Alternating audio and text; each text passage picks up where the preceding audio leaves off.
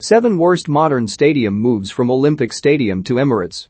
Stadiums are crucial sources of income, and without them, football would cease to exist in the way it does in the modern era. The coronavirus pandemic reminded us of that very fact. But constructing a new one from scratch will burn a hole in the pocket even for the richest clubs in Europe, and must be wisely considered by the parties involved before going ahead with their plans. If the capacity is not estimated correctly, it could cost the club millions. If the design is not ahead of its time, it may require modernizing in the future, as Barcelona and Real Madrid have realized with their modernization of Camp Nou and the Santiago Bernabéu. But it is still cheaper than the alternative, which would be to knock down those grounds. To do so would be a crime against football purists, for it is where both clubs have generated so much success. Despite that, clubs in the UK have chosen to prioritize their future over history by moving to a bigger and better new home, with controversial consequences. And here, Daily Star Sport takes a closer look at 7 clubs who ultimately counted the heavy cost of moving on to pastures new. The cost of moving away from Highbury alone was enough to nearly cripple Arsenal, with the club resorting to begging season ticket holders to invest in 10-year tickets to provide the funding for their new arena. Late and over budget, their untitled stadium ended up costing £420 million to build. In the meantime, the Gunners were left operating on a shoestring budget and sold some of their best players, including Robin van Persie, Samir Nasri and Cesc Fabregas.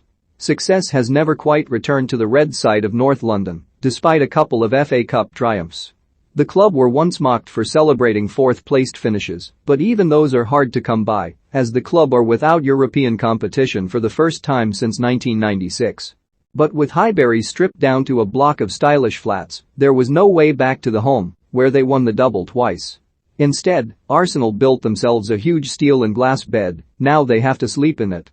Have your say. Which is the worst stadium move in English football? Comment below. The Olympic Stadium designed for the 2012 London Olympics was built for athletics, not for football.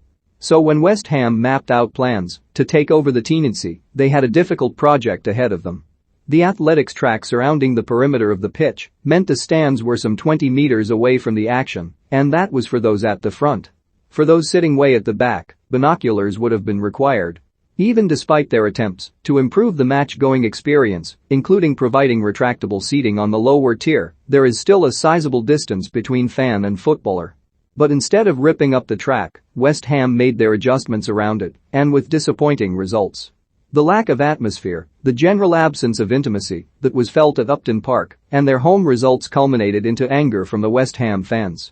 Many Hammers fans resented leaving behind their historic ground, and only the fact that European football has arrived in East London has helped soothe the pain. Otherwise, 5 years on, this move has been a disappointing disaster.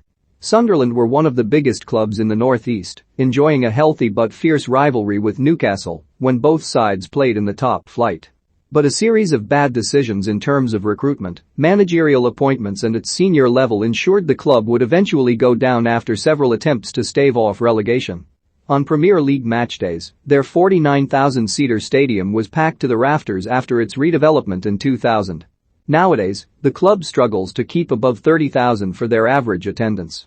Since their demotion to the Championship in 2015, the Black Cats have failed to end their bad luck and haul themselves back into the Premier League. They now play their football in the third tier and have shown little sign of ending their misery in League One after their recent failure to gain promotion. If there are 2 things that are non-negotiable about moving into a new stadium, they are: avoid relegation at all costs and secure funding before building. In Coventry's case, they failed on both counts. Plans to build a 45,000-capacity Ricoh Arena were drawn up to give the club a brighter future. There were ambitions to hold music concerts and other major events as well as 23 home fixtures a year. But when it opened in 2005, Coventry were down in the second tier, and the plans had to be revised, reducing the capacity to 32,689.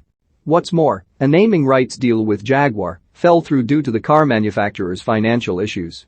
They could not afford to stay when they were relegated to League One, the old third division, in 2012, and negotiated a temporary ground share at Birmingham City's St Andrews.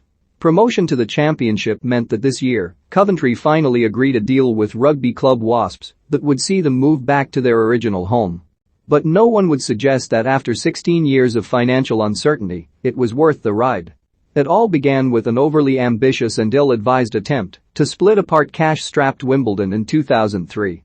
It ended up with Pete Winkelman moving the club he had taken over to Buckinghamshire and constructing Stadium MK in 2007. The Dons fans were stunned and made their fierce opposition known, but the move was approved by the FA's three-man panel, resulting in those disgruntled fans setting up a Phoenix club, AFC Wimbledon. With a capacity of 30,500, Stadium MK looked empty for the majority of its time and still does now, even despite the club's growing support.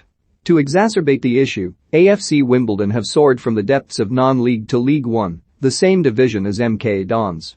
Average crowds have stayed at around 10,000, just a third of capacity, and the stadium's record attendance was actually recorded when Fiji played Uruguay at the 2015 Rugby World Cup. Winkelman's vision has largely failed, much to the enjoyment of the original Wimbledon fans, and the bitter feud between the two clubs will rumble on for years to come. But it has shown other millionaire owners exactly what bad things follow when a club is uprooted from its righteous land.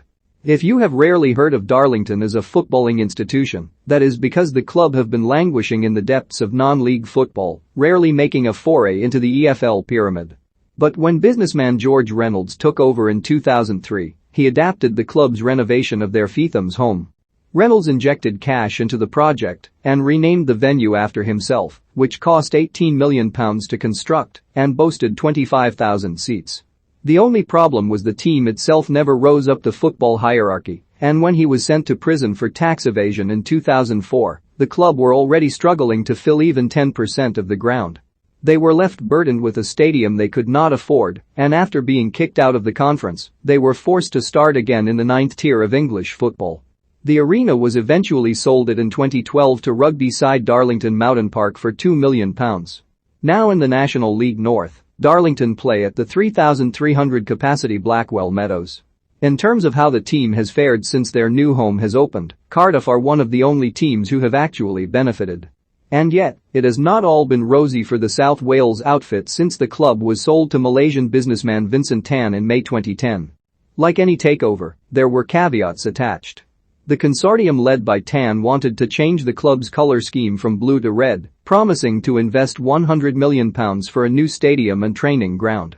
The move was met with fierce opposition by the club's fans, but the club changed the colour of their strip, and the club's badge was altered to include a red dragon. Despite the ire away from the pitch, Cardiff were promoted to the top flight in 2012-13. But decisions, much like the controversial colour change, were misguided. The hiring of Malky Mackay, the decision to appoint an unproven Ole Gunnar Solskjaer and expensive transfers, such as £12 million on Andreas Cornelius, saw Cardiff slip out of the Premier League. The redeveloped Ninian Stand, a nod to their former home at Ninian Park, closed after just 2 years. Tan caved to the fans' demands and ordered the return of blue kits in 2015. Now battling against relegation in the Championship after a poor start to the season, Cardiff fans will be hoping the Bluebirds do not follow Sunderland into dropping into League One, or they too could face financial difficulties in the future.